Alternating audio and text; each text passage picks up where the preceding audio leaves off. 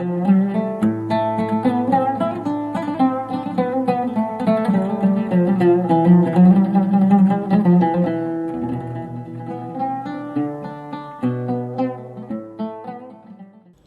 الله الرحمن الرحیم. السلام علیکم ورحمة الله وبرکاته. سلام و میهرەبانی خوداتان لێبێ عزیزان. بەختەوەرین کاڵ قشری بەرنامەی بەفەڕ بە خزمەتی خۆشەویستانمان گەیشتنەوە. دەپارڕێنێت کە خوای گەورە لە پیت و فەڕ و بەرەکەتی خۆی بێبەشمان نەکا. عزیزان لە خزمەتی ئەوەی بەڕێزا دەبین، دەڕۆینە خزمەتی ئەو ئاەتەی کە خوای گەورە فەرمێ وما من دابة في الأرض إلا على الله رزقها. باسمان لە باسی ڕزق و ڕۆزیە. ئاخۆ ڕزق چییە؟ لە چیەوە خۆی دەگرێت؟ سەرچاوەکانی ڕزق چین؟ و ئەو ڕۆزێک کە خوای گەورە پێمان دەدا تەنها بریتە لەو خواردنێکی ئێمە دەیخۆین، چۆن بتوانین تەعامل بکەین لەگەڵ ئەو ڕزق و ڕۆزیە ئەژمار نەکراوەی کە خوای گەورە وەکو نیعمەت لەگەڵ ئێمە بەندەدا دەیکا، چۆن لەگەڵی تەعامل بکەین و بەو هۆی ئەو ڕزقەوە بتوانین ڕەزامەندی خوای گەورە بەدەست بێنین. پرسیارمان لێ نەکاتەوە بۆی کە لێی دەرنەچین ئەو ڕزقەمان چۆن پیا کرد و لە چشمان سەرف کرد. بۆ تاوتوێکردنی ئەو باسە لە خزمەتی زۆر بەڕێز جەنابی مامۆستا شوان بناوی پێشنەژ و تارخۆینی مزگەوتی ئەلیحسان لە گوندی سپیگرا لە قەزای شەقڵاوە. مامۆستا جان سەلامی خوای گەورە لەسەر بێ، زۆر بەخێرێ. سەلامی خوای پەروەردگار لە جەنابیشتان بێ ئینشاءالله. خێر بەسەرچە. باسمان لە باسی ڕزقە،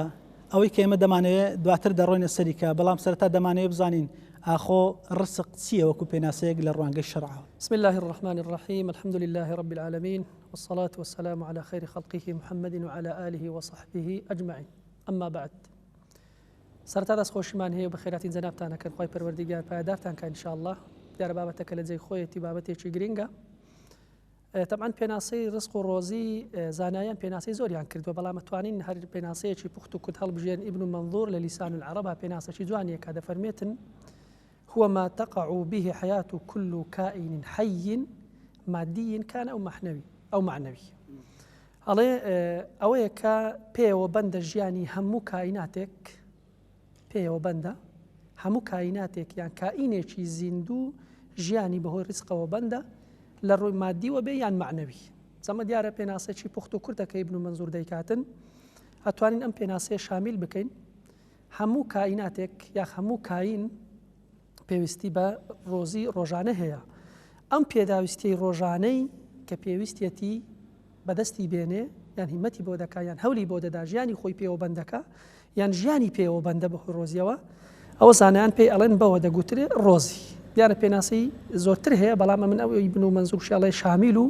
کامیل و پێناسەی جوانە. بۆ دەبێ ئێمەمان مەسەڵەن هەولی ئەوە بدەین کە ماڵداری بکەین و خاوەنی ڕزق و ڕۆزیشی زۆر بین. بەڵێ دیارە ئەو بابەتەی کە دەیلی زیاتر بڵێم ئەهمیەتی ڕزقی وایە گرینگە. ژیان بەبێ ڕزق نابی، بەبێ ڕۆزی نابی. کەسمان ناتانین تەنها دوو ڕۆژێک بژین بەبێ ڕۆزی. وتمان ژیانی ئینسانەکان بەندە بەهۆی چیەوە؟ بەهۆی ڕۆزیەوە لەلایەکی ڕەزامەندی خوای پەروەردگاری پێوە بەندە زۆر جاران. یان ئینسان بەهۆی ڕۆزی و ڕزق و ڕۆزیەوە توانی خوای خۆی ڕازی بکە. کەسێک نەتوانی بخوات و بخواردەوە ڕۆزی پەیدا نەکا و دانیشێ، لەوانەیە نەتوانێت عیبادەتی خوش بکە،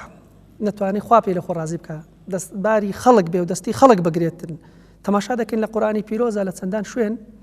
ئەمرەکە بە بەدەستهێنانی ڕزق و ڕۆزی. فإذا قضيت الصلاة فانتشروا في الأرض وابتغوا من فضل الله. کاتێک کە نوێژی جومعەتان ئەنجامدا، چکۆ خەڵکێک زۆر جارن ئەوەشمان لەسەر کەنەمار ئەڵێن ئیسلام ڕۆژی جومعەی تعتیل کردووە بۆی خەڵک نەخێر، تەنها سعاتی کاتی خوتبە ناکرێت کار و کەسابەت بکەیت. بەڵام کە لە نوێژی خوتبە تەواو بوون فانتشروا في الأرض وابتغوا من فضل الله. وابتغوا لە زمانی عەرەبی ئەمرە، یەکسەر دەست بکەن بەچی پەیداکردنی ڕۆزی لە زەوی خوا بڵاوەیت لێ بکەن، بڕۆن ڕزق و ڕۆزی پەیدا بکەن. کەواتە گرنگی و ئەهمیەتێکی زۆری هەیە. یان تەماشا دەکەین پرسیار لە پێغەمبەری خوا کرا صلی الله عليه وسلم کە لە باشترینی ئەڵێ کار و کەسابەتەکان و ڕۆزیەکان چییە؟ پێغەمبەری خوا فەرمووی صلی الله عليه وسلم عمل الرجل بيده وبيع مبرور. مرۆڤ هەستی ڕزق و ڕۆزی پەیدا بکات بەدەستی خۆی، کردن و فرۆشتنێکی حەڵاڵ و پاک و جوان. ئەمانە هەمووی گرنگی ڕۆزی ئەگەینن. یان تەماشا دەکەین هەر بابای و کە تاکێکین بەرپرسیارەتێکمان هەیە لەسەر خێزانەکە، لەسەرمان پێویستە مەسئولیەت و پەیداکردنی ڕۆزی لەسەر بابای خاوەن خێزان یان مەسئولی ماڵی خۆی پێویستە لەسەری، وەکو تاک، دواتر وەکو خێزان، دواتر وەکو ئاوایی، دواتر وەکو حکوومەت. ئەمەی کە برادەرایەتی بڵێ برا گەورایەتی کەوتۆ سەرشان پێویستە لەسەری ڕۆزی پەیدا بکاتن. یان تەماشا دەکەین بەیت المال کاک جەوهەری بەرزیان تەماشای بەیتولمالەکەن لە ئاینی پیرۆزی ئیسلامە گرنگێکی زۆری هەیە بە تایبەتی لە سەردەمی پێغەمبەری خوا صلی الله عليه وسلم چەندان خەڵک تەرخان کرابوو لە بۆ سەرپەرشتیکردنی بەیتولمال ئەمەیان حاریسی بەیتولمالە ئەمەیان پارە کۆکاتە بۆ بەیتولمال ئەمەیان سەرپەرشتی بەیتولمالەکە ئەمەیان کەسێکە لە بەیتولمال بەسەر هەژاراندا دابەشیەکە ینی پێغەمبەری خوا صلی الله عليه وسلم چاوێکی توندی مراقبەی لەسەر بەیتولمال دانابوو گرنگێکی تەواویشی بە بەیتولمالە دات بە بەیتولمال لێدا نەفەقە بۆ لەسەر پیا واجبە بەڵێ طبعا ئەمەشان لەوانەیە زۆر جاران کاک جەوهەر وەکو تازە باسمان کرد هەند کەسانێک وەکو ڕەخنە لێمان بگرن بە کەسانێکی کە زۆر جاران ئەتوانم بڵێ مولحید نەفەقە بۆ لەسەر پیاوە لەسەر ئافرەت نییە بەڵام تەماشا دەکەین ئەمە لە کاتێکە توانم بڵێم ئەرکە ئەمە ئەرکە تەشریف نییەڵێ ئەوە ڕێزێک نیە خوا پێداوە ماندووبوون و ڕەنجکێشان و واجبی کردووە لەسەر ماڵ و خێزان لەسەر پیاوە بیتن ینی کە ئەڵێ لەسەر پیاوە ڕێزێک و شکۆیەکە لە بۆ ئافرەت یانە تۆ مەلیکانە ئاغەژنانە بە ڕێز و قەدرەوە لە ماڵی خۆدانیشە لەسەر پیاوەکەت پێویستە ڕۆزیت بۆ پەیدا بکاتن ڕزقت بۆ پەیدا بکاتن لەسەری پێویستە ئەو خواردنەی کە بۆ مەعیدە و گەدەی خۆتە خۆی لەسەر خۆت نییە تو لێی دانیشە پیاو ئەبێ بۆت پەیدا بکە ئەو جلوبەرگەی کە خۆت لە بەریەکەی جسم و لاشەی خۆتی پێداپۆشی ئەبێ پیاو پەیدای کاتن کاتامەشان دیارە لایەنی جسمی ئینسانش لە ڕوو عیلمیشەوە سەلمێنراوە ئەڵێ خەڵقیەکەی وایە زیاتر لە بۆ ئیش و کار و کەسابەت و دەرچوون و عملەی قورس و کار و کەسابەتی قورس دەستەداتن لەبەر ئەوە لەسەر پیا واجب کراوە جسمی ئافرەت بە هونەر مناسکیە زیاتر لە ماڵ ئەوەشێتەوە زیاتر لە خزمەتی میوان ئەوەشێتەوە زیاتر لە خزمەتی منداڵ ئەوەشێتەوە لە تربیەی منداڵ ئەوەشێتەوە بەڵام ئەو شتە زەبر و قورسانە لەسەر شانی پیاون و بنیەکەشی وایە خەڵقیەکەی خوا دروستی کردووە هی ئافرەتیش بەو شێوازە ڕزق و ڕۆزی خوای گەورە دەیدا سوبحانەهو وتعالە بەڵام لە هەمان کاتا هیمەتی دەوێت تو دەبێ ئیشکەی مەسەلەن هەوڵ دەی ماندووبی جا دەمێ بپرسم بۆی کە ئەو بربەست و ئەو ڕێگرانە چین کە دەبێنە مانعی ڕزق کابرا دەڵێ من ئیشەکەم ماندووم بەڵام لە هەمان کاتا ڕزقم سوارە مەسەلەن طبعا قسەکە زۆر معقولە إن الله هو الرزاق ذو القوة المتين وآياتی خوایە لەوانەیە خەڵک ئەو پرسیارەی جەناب زۆر لە جێیە پرسیار بکە بڵێ خوا خۆی ئەڵێتن خوا ڕۆزی دەرە خاوەن هێز و توانایە ئەگە تەماشا بکەین إن الله إن لە زمانی عەرەبی لە بۆ تەئکیدە هوەکەش هەر لە بۆ تەئکیدە الله ناوی خۆشی هیناوە هەر لە بۆ تاکیدە الرزاق الفلانی تعریفە توانە بڵێم ئەویش تەئکیداتیەگەن یعنی چار جاران تاکید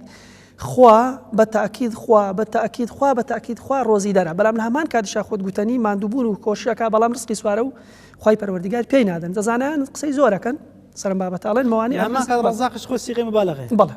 بەڵێ ئەوەشان هەر زۆر لە جێ سیغەی مبالغەیە کە زۆر ڕۆزی دەرە نەکە ڕۆزی دەرە زۆر ڕۆزی دەرە بەتایکی بەتاکید ڕۆزی دەر تەنها و تەنها خوای پەروەردیگارم جا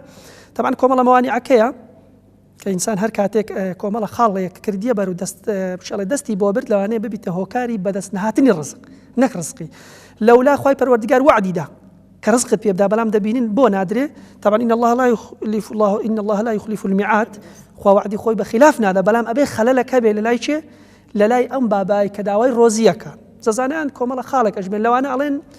عدم بأسباب الرزق يعني عدم أسباب الرزق هو كاركاني بدس هناني روزي نقرت نبري يعني بون من بيانية وهلاستيتي روزي بيداك إلا مال داب نشي بلا إلا مال دانش تمو بكوتمو أبي إلا خواي پروردگار رزقم بيبدا رزق لسر خواي بلا لسر خواي بلام هولو كوشش وهمتي دوت نالي كابرا أصحاب الصفة لما دينا دانش بونو إمام عمر سواتي دا كانوا والله بشمان بخوا برستي أو بخوا بست وخوا برستي كان خوا روزي ما نوتي نا اشتوها نابه حست كوشش بكن همت بكن كارو كسابت بكن أو ساخواي سنتي خوانية سنتي خوانية ولا مال داب نشي كسل على مالي ولا درجة ولا بنزر بوينة تجور تا همتك نك لا تو حركت على الأخواج بركات أبي همتي أما إك كلا هو كاركان هو كاري شيء ترى بلين إتيان المعاصي والمحرمات كردني سربيتي خوا أركاتك مروب دستي دا سربيتي خواي پروردگار وتاوان وجناح خواي پروردگار درجة كاني روزي خوي لێ دەگریتەوە یەک لە هۆکارەکانی بریتە لێمە ئاڵوودەی مەعسیەت و تاوان بووین بەڵێ ئاڵوودەی مەعسیەت و تاوان بووینە زۆر بەمان کە داوای ڕزقەکەن بە دوعا داوای ڕزقەکەن کار و کەسابەتمان کرد دواتریش ڕۆژانە لە دوای نوێژەکان ئەڵێ خوا ڕۆزیمان پێ بدە بەڵام بۆ دوعاکەمان جیرۆدە نابی خوای پەروەردیگار ڕۆزیمان پێ نادا لەبەر ئەوەیە کە سەرپێچی خواکەین و تاوانەکەن زانایەک ئەڵێن ئەمن گومانم نییە هەر مرۆڤێک لە 10 دینار یان 10 دیرهەما کە هەیەی لەو 10 دیرهەمە 1 دیرهەمی حرامی هەبی نوی حلال بی دعای قبول نابی تا ئێوارە داوای ڕۆزی بکە خوا ڕۆزی پێ نادا بەڵام ئێستا لەگەڵ ئێمەمانە ئەگەر بەراوردی بکەین ئەتوانم بڵێم لە 10 دیرهەمە توانە بڵێم نەو نیوی حرامە نیوی حەڵاڵە چۆن دوعا قبولە چۆن خوا دەرو خێرت لێکاتەوە ڕۆزیت پێدا کەواتە ئیتیان المعاصی والمحرمات کردنی سەرپێچی خوا تاوان ئەمە شۆکارێکە لە بۆ ئەوەی ببیتە ڕێگر لە بەردەم بەدەستهێنانی ڕۆزی یان کوفر النعم بە نیعمەتی خوا نەزانین زۆر جارە مرۆڤ کە خوای پەروەردیگار نیعمەتێکت لەگەڵەکە کەم و زۆر ئیسا لەبێ شکرانی خوای پەروەردیگاری لەسەر بکە یعنی هەیە ئێستا کاک جەوەری بەڕێز خانووی هەیە سیارەی هەیە لە خواوەی نازانی قەتعیەن ڕۆژێک لە ڕۆژان خۆمەوە دەست و قامی خۆمە کار و کەسابەتی خۆمە ماندووبوون و شەونخوونی خۆمە ناڵێ ڕۆژێک لە ڕۆژان لە دوای نوێژە بڵێ خوایە من هەمە خەڵک نیەتی ئەمە موچەیەکی کەمیشە بەڵام خەڵکی ئەوەن دەشینە ئەم سیارێکی وەکو پێویستە بەڵام خەڵک ئەوەن دەشینە خۆ ئەگەر تۆ نێدەی تا ئێوارێ چکو خەڵکی ئەمان هەیە لە بەیانی تا ئێوارێ گەڕا تا ئێستا هەر فەقیرە خەڵکی واشە هەر وا دانیشی کەمێک دەستە جوولەیەکی دەکا بەڵام قەنەعەتێکی باشی هەیە لە خواوە دەیزانی خوای پەروەردیگار ڕۆزی زیاتر پێ ئەدات مامەسا بەڕێزێک بۆن منە بینەری ئەو بەرنامەیە جێ لە قسەی زەنابت بوو بەڵام تەماشا دەکە دەڵێ بۆ فڵان و فیسان ئیلتیزاماتە چەند بەدینەوە نییە بۆن منە نوێژش ناکەن و یانە لە حرامەتەکانش تێو گەڵاون لە هەمە کاشە خوای گەورە سەروەت و ماڵ و نیعمەتێکی زۆری لەگەڵ کردوون ئەمەشان زۆر لە جێ کاکجەوە بەڵام ئەو سەروەت و سامان و ماڵە مەرج نییە نیعمەت یان نیقمەت ئەوانم بڵێم نیعمەت نییە نیقمەتە و جێی خۆی ناگریتن مەرج نییە هەموو خەڵکی دەوڵەمەند یان هەموو خەڵکی پارەدار ڕۆزی هەبی ڕزقی هەبی جاروێ ئەگەر هەشی بوو گوتمان لێ ئەبیتە بە بەڵا ئەگەر نەژبیتە بەڵا پێی مرتەح نابی قەتعیەن قەنەعەتی نییە وەڵی پیاوی وا هەیە بەردەوام بە دەفاتیر لە ماڵی هەیە بەڕام بڕۆکردنی هەروە ئەڵێتن کەی دەبی خوا زیاتر بدا فلانکە زۆر زیاتریە خۆزیە کار و کەسابەتی زیاترم کردبایە پیاوی واشەیە 10,000 لە جیرفانی نییە ئەوەندە مەشغولی دەکا چێز لە ژیان ناکە ماڵ و منداڵی سەفرەی دانیشتنی چوونەدەری هەموو ئەمانەی کاتە چی بە قوربانی ئەو پارە و سەروەت و سامانە هیچ ئەڵێتن سنوورێک نییە شوێنێک نییە ڕۆزیەک نییە بەرەسینانی مەبلەغێک نییە تێیدا مرتاحبی بڵێت تەوا وەڵڵا خوای ڕەبی لێت بە زیاد بکەواتەوە با هەیبی شوێنی خۆی ناگریان زۆر جار ئەمە دنیایی دەڵێ لە قیامەتە ئەو سەروەت و سامانێک کە پێدراوە ئەبیتە بەڵا و موسیبەت و ئەبیتە سەبەبی چوونە ناو ئاگری دۆزەخ و سوتانی لە ناو دۆزەخە کەواتە ئەگەر بیزانی بە لەوانە دوعای کرا بڵێ خوایە بەو شێوازە نەمبوایە کەواتە هۆکار زۆرن کاک جەوەر لەوانە توانم بڵێم ڕەزیلی ئەلبوخل یەکێکی تر لەم دەست قایمی و ڕشتی و بەخیلی هۆکارێکە بۆی ڕزقت زیاد نەبێ یعنی ئەل هەر کەسێک دەستی ئەوا بوو کوردی قسێکی جوانەکە ئەڵێ ئەوا بوو ئەواش بۆی دێ بەڵام دەستی کراوە خوای پەروەردیگاریش ئەوە پێتەداتەوە ئەم ڕەزیل و قلچۆچی و تەجروبە کراوە بەڵێ ئەوەش شتێکی تەجروبە کراوە بەڵێ یان مانع الزەکات ئەمە شۆکارێک کە ڕزق پێنەدا ئەمەی کە سەرمایەدارە و یان پارێک پیداک لە ناکە ئەڵێ ئیفلاس بوو زەکات نادات ئەم زەکان ئەڵێ تطهر به المال ماڵ و سەروەت و سامان بە زەکات پاکە بیتەوە ینی هەر کاتێک مرۆڤەکان ئەم خاوێنی کە لە ناو ماڵە خوای دایناو ماڵی پێخاوێن بکرێتەوە تەمەعیان تێکرد تەمەعیان تێکرد و نەیان بەخشی خوای پەروەردیگار ڕزقیان لێگریتەوە زەکات زیادەکە ماڵت خاوێنیش یەکاتۆ لە ژەنگ و ژەنجی پیسی و خراپی و تموحی ئەیکاتە ماڵێکی جوان و پڕبەرەکەت و بە قەنەعەتەوە کەواتە ئەمەشیان ئەتوانم بڵێم هۆکارێک شەیتان ئاوای لێ دەکە کە نەیدا بۆی کە پێی دەڵێ فەقیرە بی و ناتمینێ مانە ئەوەیە کە لە دینەکەی خوا حاڵین نیە کەسێک کە بیبەخشی پێغەمبەر صلی الله علیه و سلم دەفەرمێ 3000 سون دەخوا والله کەم ناکە ئەو ماڵێک کە تۆ دەیبەخشی کەم ناکە چکۆ تەجربانە کاک جەوهەر لەوانەیە گەلێک زۆر بن ئەم چەند ڕۆژە لێرە هەر نمونەیەکی زیندوو بینمەوە برادەرێکم باسی کرد هەژارێک لە دەرگای دەوتی جاری یەکەم کۆمەڵە خەڵکێک خەریک بوو یارمەتی بدەن خەڵکم لێ دوور خستەوە کوڕەکە حەز ناکەم ناوی بدەم وتی مامۆستا گوتم مەیدەنێ و ئەوە چەند جارە دەیبین و دەستپانەکاتەوە تی دواتر هەستم کرد داوای هەندێک شی و نانی کرد وتی لۆم لەناو زەرفێکیش بکەن مەرەگە و برنج و گۆشت و لەناو زەرفێکی بکەی تەبیعەتی دەوێ خۆی وایە وتم وەڵڵاهی ناچاری نەبی ئەوەی ناکە یەکسەر پەشیمان بووم وتم وەڵڵاهی کارێکی خراپم کرد لێم نەگەڕا خەڵک پارەی پێ بدە وتی مامۆستا سوێن بەخوا جیرفانی خۆم هینامە دەر و پارەی لە ناوی بوو 8,000 بوو ڕێک 5,000م داری ئەوە هەر چەند ڕۆژێک لەوانەی 5 ڕۆژ هەبی هەر لێرە لەو دەی خۆمان لە گوندی سپیرە ڕوویداوە وتی دامێزانیم محتاجە گوتم خوایە بمبورە کە خەڵکم لێ دوور خستەوە بەڵام ئەوە پارەکەشم پێدا 3,000 لە ماڵم داری خۆمێشتەوە ئیشی بڵێ عقارات و بابەتانە دەکاتە سەرپەرشتی خانووانە وتی هەر چاوم لێ بوو ما نەقەت صەدەقەة من مال صدقة كم ناكا إيمانا واحتسابا احتساب كده بلا وتي لبو عسير برادر كاكا سرپرشتي خانو كده وتي كاك فلان بارم بو هنا وتمسن وتي او 5 مليون تو والله ما وستا او 5 مليونم لو 5,000 زاري خو اگداره 5,000 بخشي خوي پروردگار 5 مليوني پێدامەوە یان تەماشاکەین هەر سەردەمی پێغەمبەر خوا صلی الله علیه و سلم عەبدوڕەحمانی کوڕی عەوف ئەو تاجیرە گەورە و خۆشەویستە ئەڵێ هۆکاری ئەو ڕزق و ڕۆزێک کە خوا پێدا مەزانی چی بوو والله لە ژیانما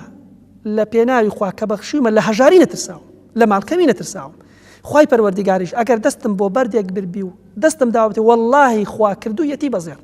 هەر کار و کەسابەتی دەستم بۆ بربی ئیلا چەند قات و چەند بار خوا پێی داوە بەرەکەت داریکەوە چۆن ئەو قەناعەتە دروستکەین ئێمە بەڵێ ئێمە ئەگەر ئیمانمان بەخوا هەبوو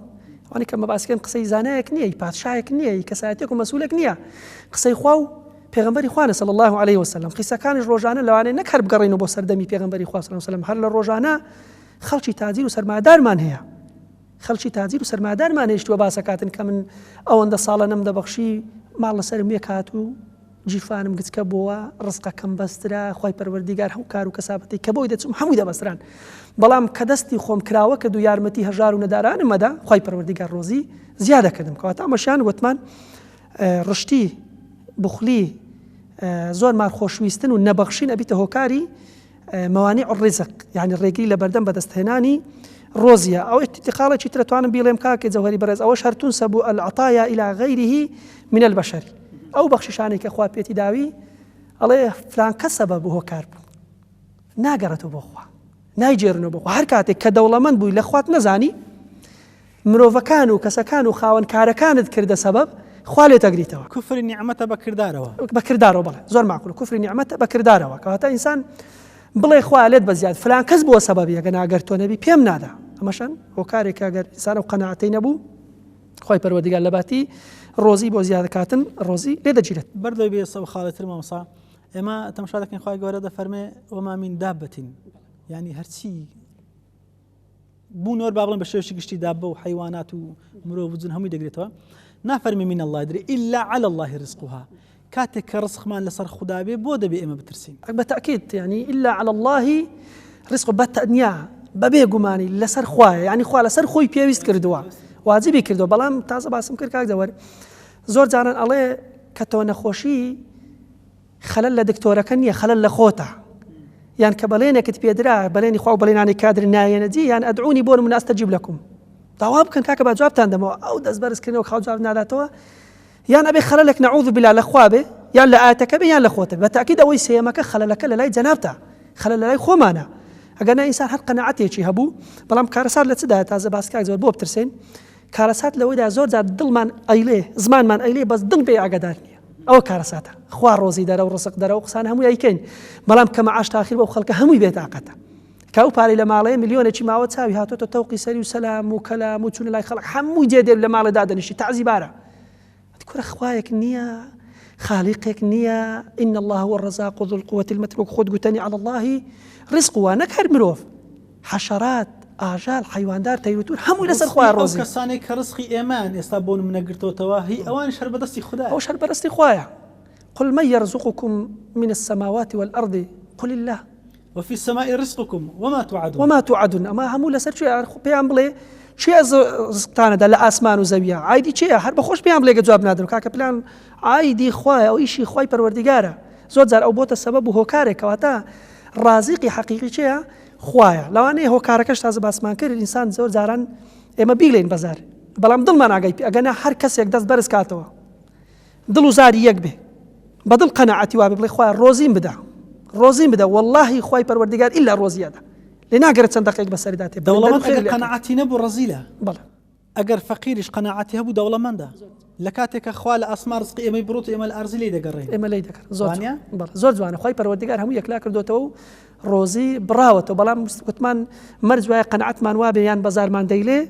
ناخش من لقلي دافه ناخش من عقداري أو بابتانا بيان اشتي ترزورة كابي تهوكاري أما مفاتيح رزق بابتك كمان بلا بيش الشنة بيز حزة كم سرتها بس يوبكين أجر هو كارش تري ما بيلا مسألة الرجري كردن دواتر دينا سر أو بلا الرجري كان زورة بلا متوانا بلا مخالة شيء تريان دو خالي ترى ويترك كل بعض الواجبات أو واجبات أنا كزانيان على نخوي پروردگار لسر إنساني بيويس كرد وكونو يجو روجو حجو أو بابتانيا واجبات كان كلا سرمان بيويس هر مروفك بشتي تيكرد بشتي دوازب كان كرد أو خوي پروردگار روزي خوي لسر كم دكاتوا ولي دقريتوا يان أكل مال الحرامي خواردني مالي خلق بحرامي مالي خلق بخوي نبرسي أمل يشيو شون هاتوا يعني وشي الله يتن حرب دس هنا أنا كوكرنا ولا سرق دانيشتن كوكرنا وأمانة ابنه كاريتي ريكاركاني بدس هنا نرسك حسابت بونك الحرام يعني حلال خوالي تقريتوا کەسی وایە زۆر باشی هێناوە خوای پەروەردیگار چاک چاک دەرو خێری لێ کردوێتەوە بەڵام لە کۆتاییە کەوەندە دەوڵەمەندە بێ ئەڵێ تەواو گەی مەقیمە ئەم جارە مرەداتە حەرام زەکاتی لێ نادا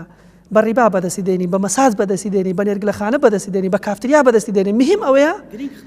گرنگ کۆی کاتەوە کە نایپرسیە حرامە و چۆنە و من ئەین اکتسبه وفيما أنفقه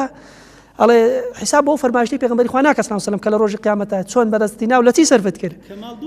کە دوو پرسیاری هەیە لەوانەیە عیلم و تەمەن ئەوانەی تر یەک پرسیاربی ماڵ پرسیار دوو بڕگەیە لەکوێ هینا و چۆنە سەرف کرد ئەگەر ڕەچاوی ئەوەی نەکرد بە تاکید خوای پەروەردیگار دەروی خێری لێ ئەگریتەوە ڕۆزی لێ دەگریتەوە بۆ پێشەچێ دەست خۆشی مامۆستا پێم خۆش بوو بەڵام ئێستا دێنە سەر ئەسلی باسەکەمان کە بریتە لە مەفاتیح یان بڵێن سەرچاوە هۆکارەکانی بەدەستهێنانی ڕسق ئەگەر پێمان بڵێ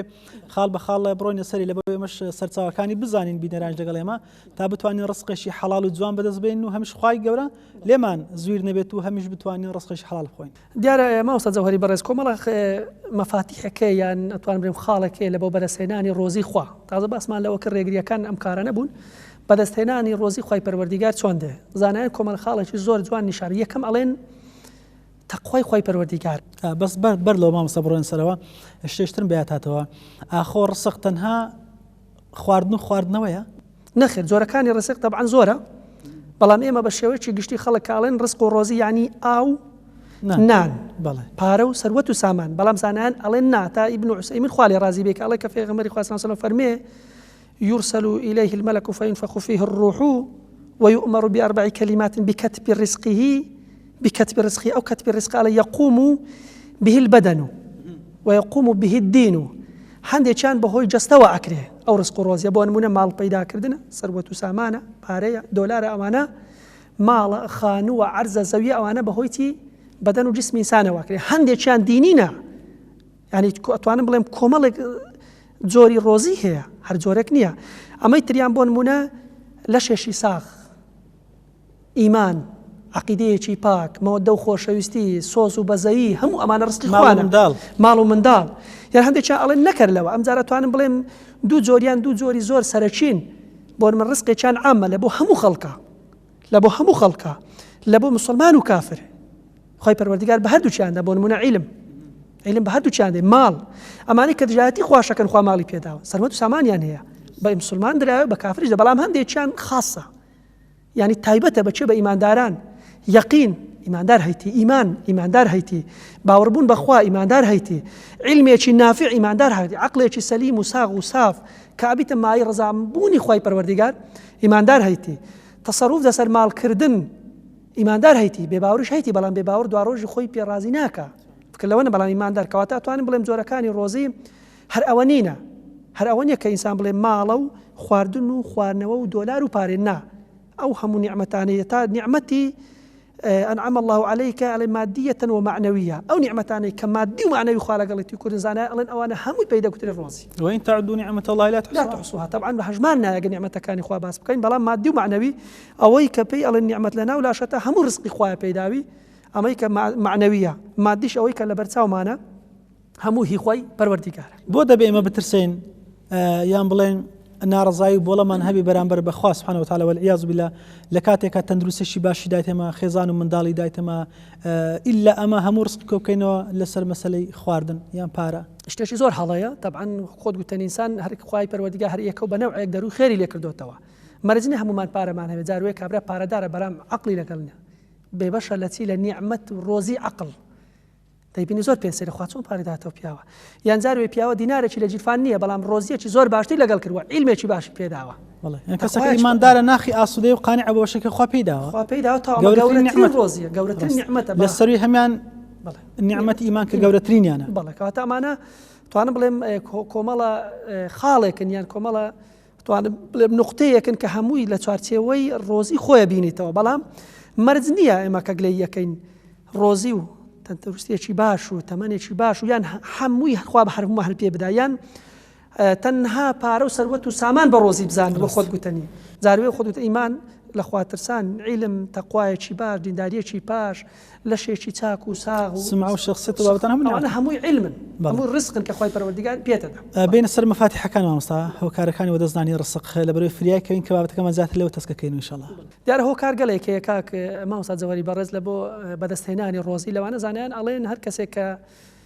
بڵێ دەردەداری کرد یان دەردی خۆی لە لای خەڵکا بەیان کرد و شکایەتی حاڵی خۆی کرد کە خوا ڕۆزی لەسەر گرتووەتەوە بەختی بێستراوە یەکەم خاڵچی بکاتن تەقوای خوا ترسان لەخوا ترسان لەخوا زانایان پێناسەی زۆرەکە ئەڵێن هەر ئەوەیە کە بە بەڵگەی چی بە بەڵگەی ئەوەی کە بۆ نمونە ومن يتق الله يجعل له مخرجا هەر کەسێک ڕووی لەخوا کرد و تەقوای خوای کرد و لەخوا ترسا خوای پەروەردیگار دەروی خێری لێ کاتەوە ويرزقه من حيث لا يحتسب ڕزق و ڕۆزیەکی پێدا کە بە خەیاڵی دانەدات ئەو حیسابی بۆ نەکردبووە زۆر کەسی وای مامۆستا ئەو ئیش و کاری کە من کردبووم دامنا و پارەیەکی زۆر خوازاروێ نەیدا یان جاروێ واللهی لە معاملەیەکی زۆر بەسیتە من تەوەقوعی قازانجم هەر ناکرد لە ناکاو ڕۆزیە کاتەوە واللهی لە خەونیشە بە خەیاڵم دانهاتوە کەواتە ئەوێ ويرزقه من حيث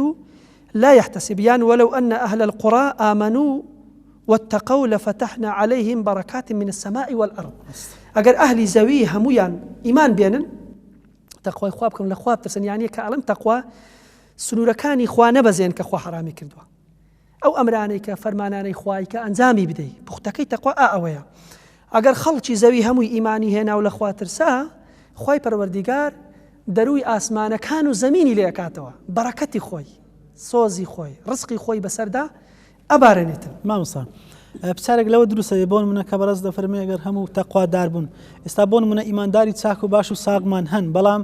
گوناح و معسەت و تاوان بۆ نمونە زینا و باشکرا دەکرێت مەشروب باشراگت دەخورێتەوە ئەو چاک و باش و پاکانەش بە گوناحی ئەوان دەسووتێن حتمەن بڵێ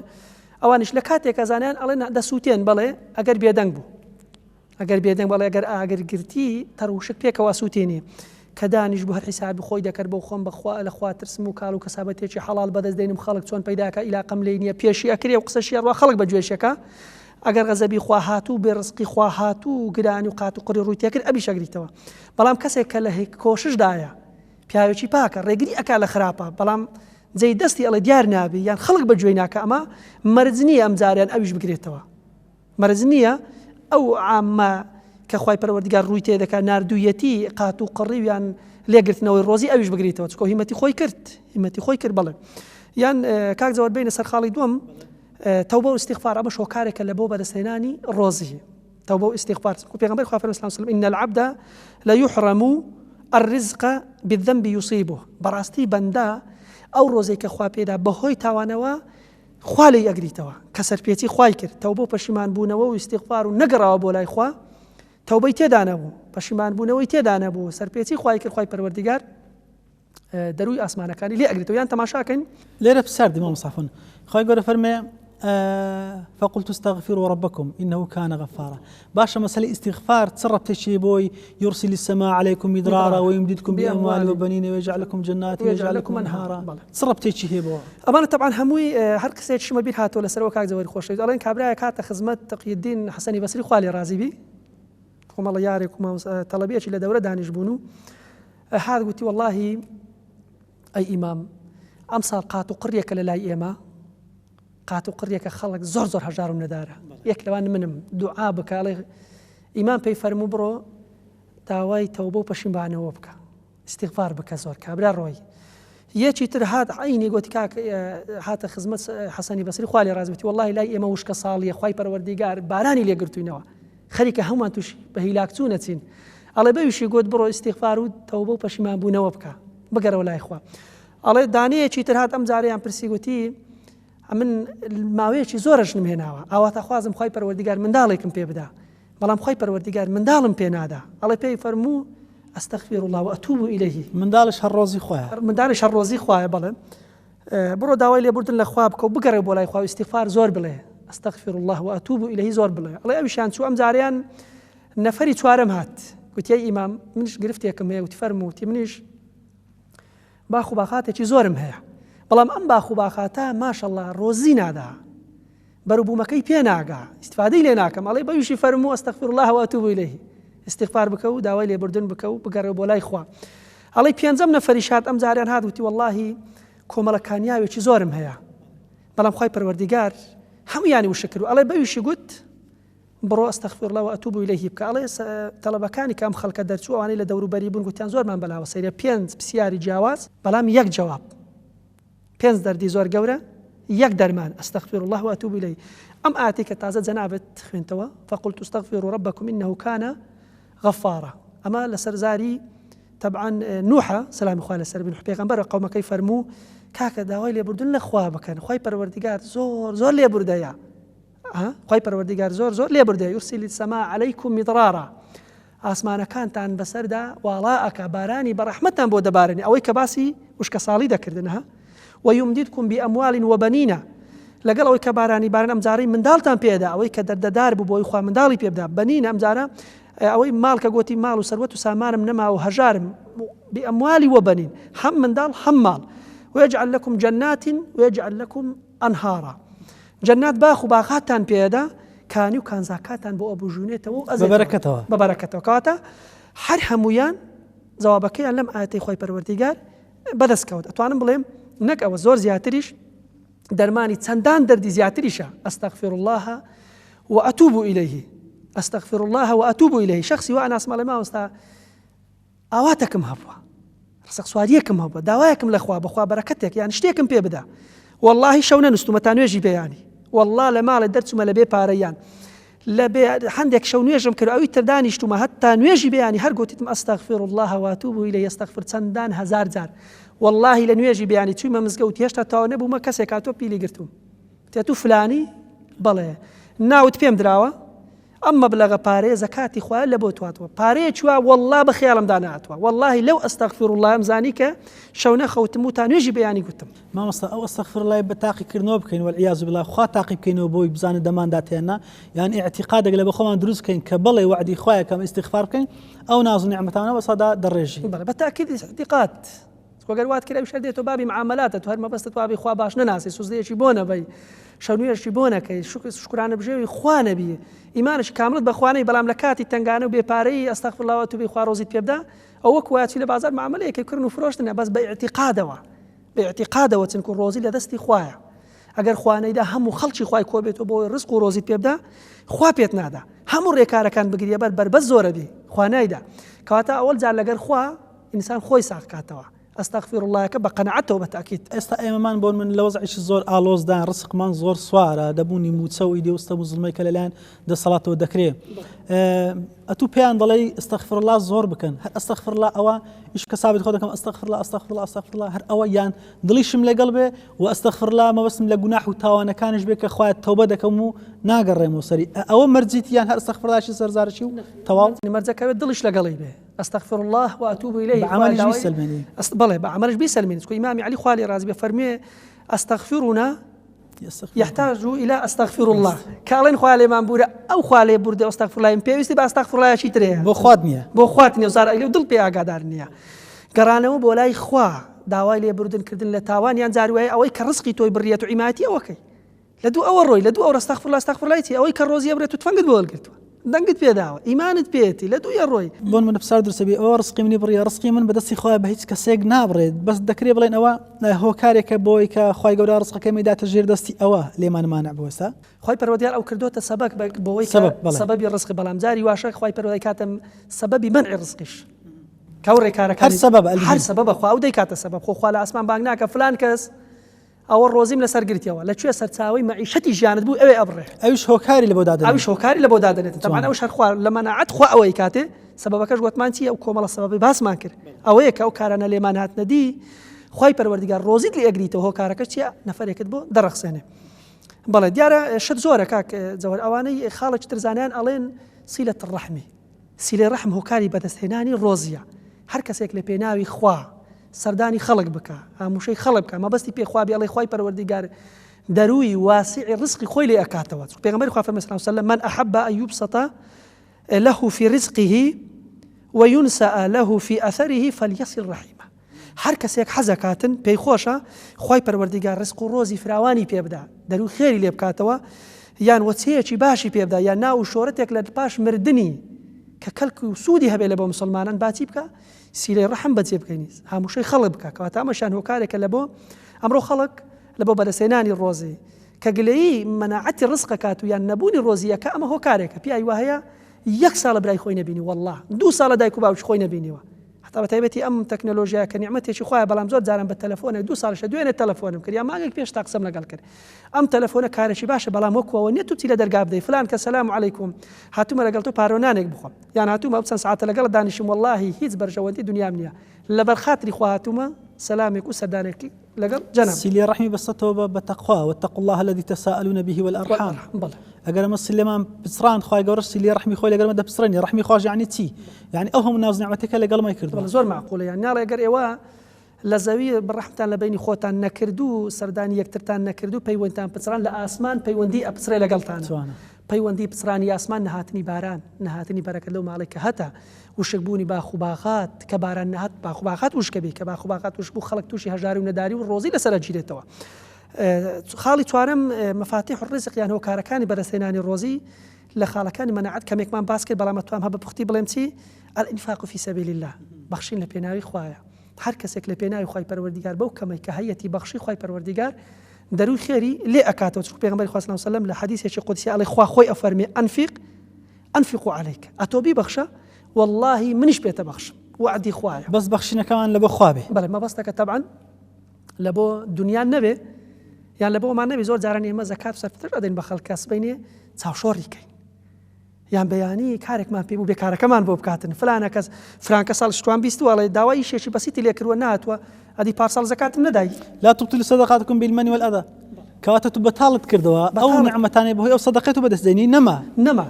نەبووە هۆکاری ئەوەش کە خوای پەروەردیگار دەروی خێرت لێ بکە بەڵام ئینسان قەنەعەتێک وە بە ئیمام عوسمان خوا لێ ڕازی بی ئەڵە کاتێک قات و قڕێک لەسەر مەدینە هات خەڵک هەمووی خەریک بوو ئەمرد لە برسانە یەک باری 1000 وشتری هێناوە زەید ڕوون مێوش هینایە ناو مەدینە یەک بار ئەڵێ یەک قافلەی بار 1000 باری وشتری هاتە ناو مەدینەیە سەرمایەدارە چاچنۆکان ڕویان تێکرد وتیان پێمان بدە ئەوە لەکوێتی نا بۆ ئەوەی بیکڕن و بەسەر خەڵک بە زیادی بفرۆشنەوە تی بە چەند کردەوەتی هەرباری نزیکەی زۆرم پێدا وتیان دیناری خێرتە دەینی وتی نایدەم تو 2 دینار خێرت پێدەم وتی نایدەم 3 دینار خێرت پێدەن وتی نایدەم زیاتری پێدا 4 دینارت خێر پێدەن وتی نایدەم زیاتری پێدراوە وتیان وەڵڵی 5 دینار خێرت پێدەین تی والله زیاتر لەوە دراوە هەموو پیان سیر بوتیان ئێمە کۆمەڵە خەڵکێکین هەموو تاجری گەورە لێرێ زەخمەکان چێ پێداوی وتی خوای پەروەردیگار دقات زیاتری پێدام هەدیرهەمی هەر سەدەقەت ب10 ئەمثالها سەدەقە بە دقات خوا پێوەداتەوە ئەڵێ وەڵڵی گوتی خەڵکینا ئاگادار بن ئەو بارەی کە هیناومە ئەردا 1000 باری وشترە هەموویم کردە خێر لە پێناوی خوا هەموویم کردە خێر ئەڵێ ئەوەی کە پێم بڕا چی بوو ئەو پەتە و هەوسارەی کە لە دەمی وشترەکانم کرد بۆ ئەوشیانم کردی بۆ هەریەکی بە دینارێکم بە دیرهەمێک و دینارێکم فرۆشت 1000 دیرهەم ئەوە لە ڕووی مادی دنیویکە بەڵێ لە ڕووی دنیاوە لە ڕووی قیامەتیشەوە پاداشتەکە هەرخوا خۆی ئەزانێ یان لە ڕووی مەشەوە کەزانیان ئەڵێن تاجیرە گەورەکان عەبدوڕەحمانی کوڕی عەوف ئیمامی عوسمان ئەمانە بەردەوام خوای پەروەردیگار دەروی خێری لێکردنەوە لەبەر ئەوەی قەت لە بەخشین ئەڵێن وەڵڵی ئێمە لە ژیانمان لە بەخشین نەترساوین قەت ڕۆژێک نێ بۆ بڵێ باشە هەر ئەوەندە پارەم پێ ئەگەردام هەدی ماڵم منداڵم هەر کاتێک پێمان گوترابی بۆمان ڕێکەوتی بی ئێمە لە پێناوی خوای پەروەردیگار بەخشیومانە یەک ڕۆژ نەترساوین ئەگەر نەشترساوین ئەوە تەبعاً خوای پەروەردیگار لە هۆکارەکانتکەم 5 خولەکمانمە هەر خولەشی دەبێ بەهشتی ڕابگەین مامۆستا بە پوختی هەر لە خزمەت انشاءالله هەر بە پوختی دیارە زۆر لەسەری ناوەستم ئەوەیە هۆکارێکی تر فەرمێتن الإحسان إلى الضعفاء چاکەکردن لەگەڵ هەژار و نەداران هەر کەسێک پێویستی پێ بوو هەژار و نەدار و نەیبوو خوای پەروەردیگار دەروی خێر ئەکاتەوە هەڵ تەنسوڕون وتەرزقون إلا بضعفائكم ئەوەها ئەڵێتن والله نازانن لە حەدیثەکە پێغەمبەر فەرمووی صلی الله علیه و سلم سەرکەوتنتان و ڕۆزی درانتان لەلایەن خوا بەهۆی بێدەستەڵاتەکان و هەژار و نەدارەکانە ئاوریان لێ بدەنەوە دەستیان بگرن و یارمەتیان بدەن با خوای پەروەردیگار یارمەتیتان بدا هۆکارێکی بەستوی تۆ بۆی کە ئێمە دەستی کۆمەک درێژکەین ئیلا خوای گەورەش بۆ هەیەوە ڕەحمەتی خۆی بەسەرەوە دەستی خۆمان بۆ درێژەکاتەوە دەستی ڕۆزی خۆمان بۆ درێژەکاتەوە خاڵی شەشەم ئەوەیە کە ئینسان خوا دەروی خێر لێکاتەوە استحضار القلب في العبادة کەتمێری باسمان کرد لە هەموو خاڵەکان زۆر تەرکیز لەسەر خاڵە کردن مامۆستا جەوهەر هەر پرسیارەوە دەکرد ئێمە هەر بیرەین تەواوە بەس داوای بکەین تەواوە نە استحضار القلب في العبادة كخوا پرستية كنيان خير مان كريان ساكا مان كريان سوزديك مان بو خوا بريان عمريك مان كريان حجيك مان كر هموي دل بي آقادار بي لخوا پرستية كان بينس فرض إيمان يوجكين بلام آقاما لنجك مانين خشوع وخضوعنا مان يعني وهوكار لبا أمش هوكاري كبالي بالتأكيد كاتك ذكر دكين على القناة بسين بوي كسيلمان درز بلغر خوا تسدلين أما هموي هوكار بالي تقول حديث يتشي قدسية بيغمبر في المسلم خواي پروردگار دفرمي يا بني آدم تفرغوا لعبادتي أملأ صدرك غنى وأملأ يدك رزقا، يعني يديك رزقا. على أي آدمي ذات أتو خود بو عبادتي من يكلاكوا أو غش وفكر خطخطي لنا ودلتا وبلاي بني دلت صاف وساسك لقل خوار رابط ببستا أجر وات كرت منش دليتو دولة مندكم دڵت دەوڵەمەندەکەم چکوی وایە دەوڵەمەندیشە بەڵام تا ئێستا خۆی بە فەقیر پیشانەدا خۆی فەقیر نیشانەدا منیش وەڵڵاهی دڵت دەوڵەمەندەکەم لەم لاشەوە چی یەکەم دەستەکانت پڕ ئەەکەم لە ڕۆزی ماڵت پڕ ئەەکەم لە ڕۆزی جیرفانت پڕ ئەەکەم لە ڕۆزی بەڵام بەمەرجێک کە عیبادەتەکەی با دڵت فارغ بێ لەچی لە دنیا لە شەهوەت لە خودخودتە لە وەسوەسە تەنها مەبەست پێی خوابی و ڕووی دڵت لە خوابی و چی ئەڵێن حەفتەم هۆکار کاک جەوهەری بەرز ئەوەیە کە شكر النعم كرتي أتوان بلهم شكر النعم شكراني خواي پروردگار أوج وعدي خوا لئن شكرتم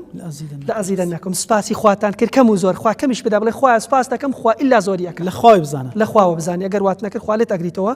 أو تريان حج وعمرش هوكاريكا كبيغمبر صلى الله عليه وسلم تابعوا بين الحج والعمرة فإنهما ينفيان الفقر والذنوب هكذا بس زور حج وعمرة بكن صداني مالي خواب كان أمانة دووشتان لێ دوورەکەن والله هەژاری و تاوان هەم تاوانتان لە کۆڵەکاتەوە هەم هەژاری و نەداریتان لە کۆڵەکاتەوە هۆکارێکی تر البەسمەلە وذیکر الله تعالى ناوی خواهێنان هەر کار و کەسابەتێک کە کردمان ناوی خوای بین لە بەیانی کە دەرەچین بۆ کار و کەسابەت بسم الله بەرەکەتی خوای دەکەوێت بەرەکەتی خوای دەکەوێت پێغەمبەر فەرمووی صلی الله علیه و سلم نەک هەر لە بۆ ئیش و کارە إذا دخل الرجل بيته فذكر الله تعالى عند دخوله وعند طعامه قال الشيطان لأصحابه لا مبيت ولا عشاء على مروف كاتك ديتو مالي خوي حل خواردن وخواردن كدستي بنان خواردن كر ناوي خوي هنا شيطان علي اما الله شويني معنوي مني تدانا ما ونحتوارم ليران هيت كارك لقل امرو فيابكم كواتا بسم الله لبير مانتي بسم الله بناوي خواوا داتينا سر ايش بناوي خواوا دقرينوا بناوي خوا روز زمان پیدا كر بناوي خوا دي بخشين همش تك بناوي خوي پروردگار بي خالتي تفكير في طلب الرزق اما شان زور گرينگا بياني زو بۆ پیدا کردنی ڕۆزی بەڕاستی زانایان ئەڵێن پێمان سەیرە کە مرۆڤێک داوای ڕۆزی ئەکا بەرەبەیان کە خۆر هەڵدێ خەوتووە بەیانی زوو ئێمە داخیگران مستا هۆکارەکەی ڕسق سواری ئەوەیە شەو تا سعات دوو سێ ناخەوێنین بەیانیشتانی وەڕۆ بەڵام هەر کەسێک نوێژی بەیانی کرد نەخەوتەوە داوای ڕزقی کرد ئیلا خۆی پەروەردگار ڕۆزی داوای بە قەول و بە فعلیش بکەن بەڵێ ئاخر توانم بڵێم خاڵ ئەوەیە کە تەوەکول و پشت بەستن بەخوای پەروەردگار هەر کار و کەسابەتێکمان کرد پشتمان بەخوا وەستور بێ و پشت بەخوای پەروەردگار ببەستین خوای پەروەردگار دەروی خێرمان لێ دەکات دیارە شتی تر ماوە بەڵام لەبەر کەمی کات هەر ئەوەندە پێڕا دەکەین و خوای پەروەردگار عاقبەت بەخێرمان کە زۆر سپاس مامۆستای بەڕێز و خۆشەویست مامۆستا شوان بناوی ئەزێتمان دای دەست خۆش بێخوا بەخێر بەسەر چاوم خوای پەروەردگار پادارکان دەست بەتەمان تامگری ئینشاءالله بەردەوامتان کە خوای پەروەردگار بە گەورەی خۆی دەرو خێرمان لێ بکات و ڕزقێکی حەڵال و پاک و سافمان پێ بداتن و بیبیتە مای ڕزابوونی خوای پەروەردگار ئینشاءالله سپاس زۆر بەڕێز